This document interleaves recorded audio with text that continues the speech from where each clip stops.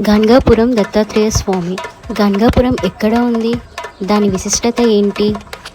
ఇక్కడ నృసింహ సరస్వతి స్వామి నిజంగానే ఉన్నారా? ఆయన ప్రతినిత్యం అక్కడ సంచరిస్తూ ఉంటారా? ఇక్కడ నిజంగా భూత పిశాచాలను తొలగిస్తారా? ఎలాంటి దీర్ఘకాలిక సమస్యలైనా ఇక్కడికి వచ్చి దర్శనం చేసుకుంటే తొలగిపోతాయా? ఇలాంటి విశిష్టమైనటువంటి చోటు గాణగాపురం. మరి గాణగాపురం ఎలా వెళ్ళాలి, అక్కడికి వెళ్ళి ఏం చేయాలి, అలాంటి కంప్లీట్ డీటెయిల్స్ ఈ వీడియోలో తెలుసుకుందాం, వచ్చేయండి. సో హలో అండి, వెల్కమ్ టు మై ఛానల్. ఈ వీకెండ్ మనం వెళ్తున్నాము గాణగాపురం. ఈ ట్రిప్కి సంబంధించిన కంప్లీట్ డీటెయిల్స్ నేను ఈ వీడియోలో ప్రొవైడ్ చేస్తాను. చివరి వరకు స్కిప్ చేయకుండా చూడండి.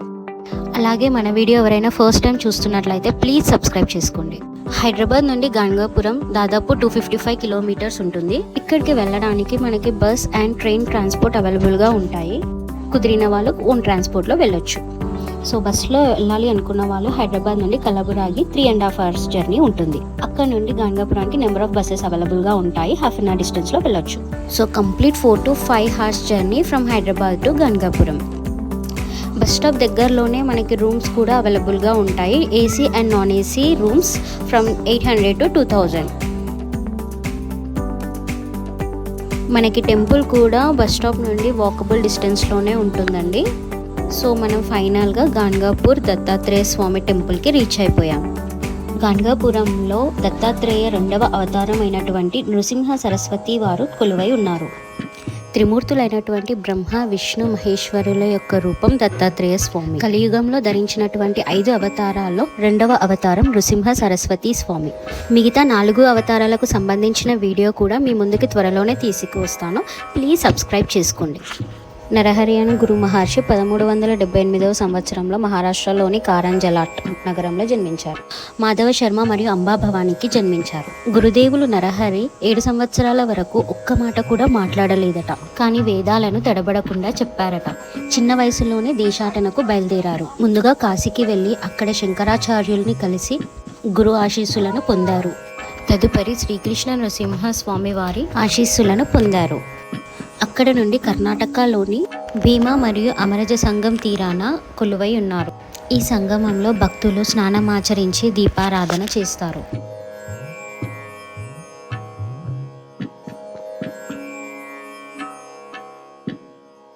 ఈ నదిలో స్నానం చేయటం వలన అష్ట కష్టాలు తీరుతాయని భక్తుల నమ్మకం. స్నానాంతరం ఇక్కడ ఉన్నటువంటి నృసింహస్వామి మరియు దక్షిణ కాశీగా పిలువబడే శివలింగం చుట్టూ ప్రదక్షిణలు చేసి గురుపారాయణం చేస్తారు. ఈ సంగమం నుండి 3 కిలోమీటర్ల దూరంలోనే దత్తాత్రేయ స్వామి టెంపుల్ ఉంది. పూర్వం మహారాజు నృసింహ సరస్వతి గారిని ఇక్కడికి ఆహ్వానించి మఠం కట్టించారు. ఇక్కడ నిత్యం హారతి, పల్లకి సేవ, స్పర్శ దర్శనం, అన్నదానం మరియు ఇతరితర కార్యక్రమాలు జరుగుతూ ఉంటాయి. ఇక్కడ దత్తాత్రేయ స్వామి ఏ రూపంలో అయినా వచ్చి భిక్షాటన చేస్తారని భక్తుల నమ్మకం. కావున ఎవరైనా భిక్షాటనకు వస్తే వారిని ఒట్టి చేతులతో పంపించరు.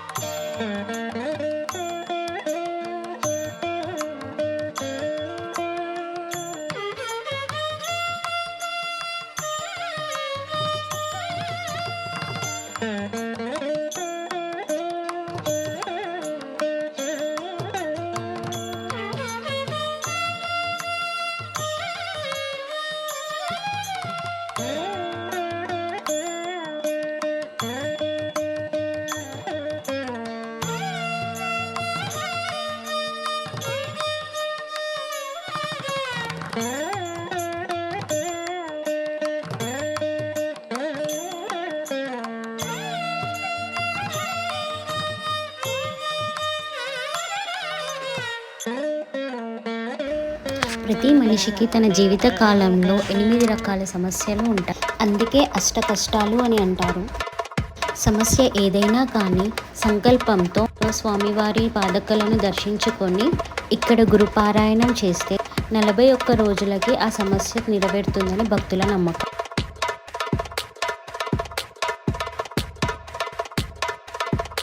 ఎంతోమంది పీడగాలి అంటే నెగిటివ్ ఎనర్జీ మరియు దీర్ఘకాలిక రోగాల సమస్యలతో బాధపడుతూ ఉంటారు. వారు పౌర్ణమి మరియు అమావాస్య రోజున ఇక్కడికి వచ్చి నిద్ర చేస్తే వారి సమస్య నెరవేరుతుందని భక్తుల నమ్మకం.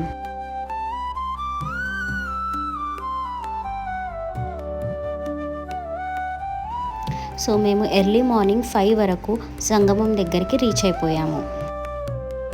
ఆ నదీ తీరంలోనే దీపారాధన చేసుకున్నాము.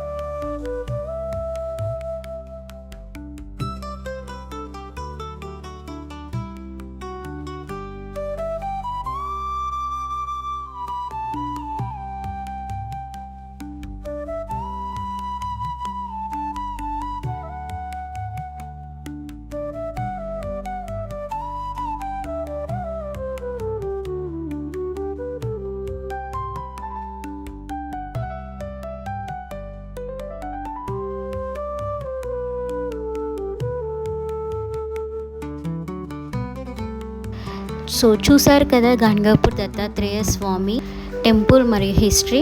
ఇక్కడికి పౌర్ణమి మరియు అమావాస్య రోజున చాలామంది భక్తులు వస్తుంటారు. ఇక్కడ దత్తాత్రేయ రూపంతో పాటు దత్తాత్రేయ స్వామి పాదకలను తప్పనిసరిగా దర్శించుకోవాలి, లేదంటే మీ యాత్ర అసంపూర్ణం. సో చూసారు కదా గాన్గాపూర్ దత్తాత్రేయ స్వామి వారి టెంపుల్ని. ఇలాగే మరిన్ని మంచి వీడియోస్తో మీ ముందుకి వస్తాను. మీకు గనక ఈ వీడియో యూస్ఫుల్ అనిపిస్తే ప్లీజ్ లైక్ చేయండి.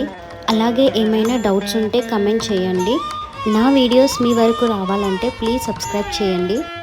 See you in next video. Until then bye bye. Have a great day. ఓం శ్రీ దత్తస్మరణం మమ.